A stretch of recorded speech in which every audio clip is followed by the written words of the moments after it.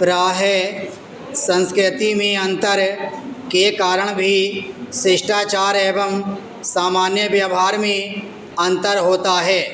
पश्चिमी देशों में जिसे सामान्य व्यवहार कहा जाता है वह आवश्यक नहीं कि भारत में भी सामान्य ही माना जाए। पश्चिमी देशों में खुलेआम लोग अपने प्रेम का प्रदर्शन करते दिखते हैं। वहाँ सार्वजनिक स्थलों पर प्रेमी जोड़ों को एक दूसरे से प्रेमालाप में लिप्त दिखना सामान्य बात है, किंतु भारतीय सभ्यता संस्कृति इस बात की कतई अनुमति नहीं देती। कोई व्यक्ति अपने घर पर जिस तरह अपनी इच्छा अनुसार रहता है उस तरह उसे बाहर रहने की अनुमति नहीं दी जा सकती। सार्वजनिक स्थलों पर रहते हुए भी इस बात का ध्यान रखना पड़ता है कि हमारा कोई आचरण अशिष्ट न हो।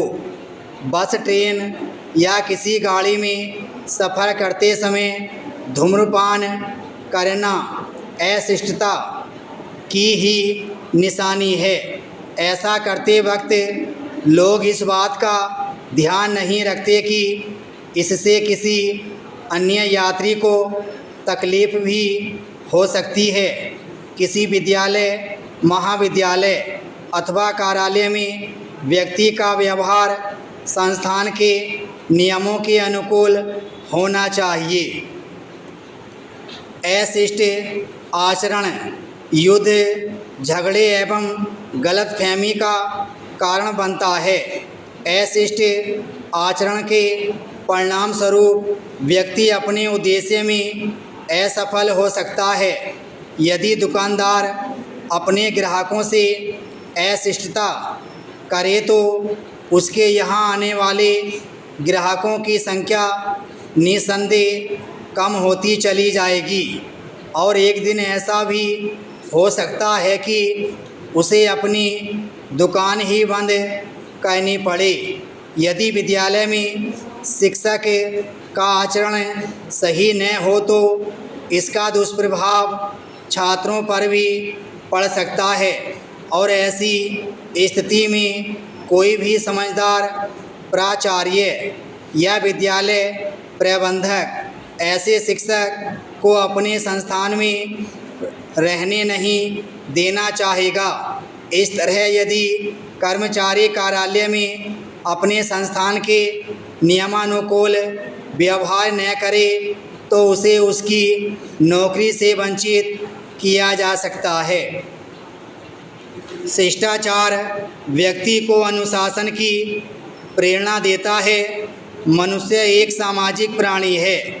अनुशासन के बिना किसी भी समाज में अराजकता का माहौल व्याप्त होना स्वाभाविक है।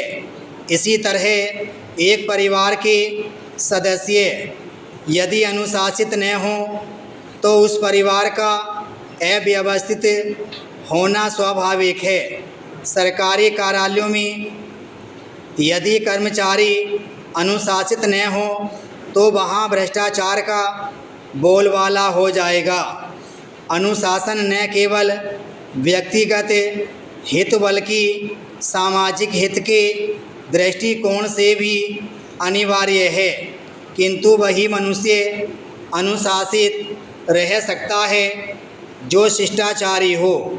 व्यक्ति को शिष्ट आचरण की शिक्षा अपने घर, परिवार, समाज एवं स्कूल से मिलती है।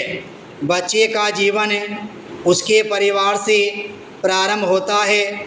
यदि परिवार के सदस्य गलत आचरण करते हैं तो बच्चा भी उसी का अनुसरण करेगा।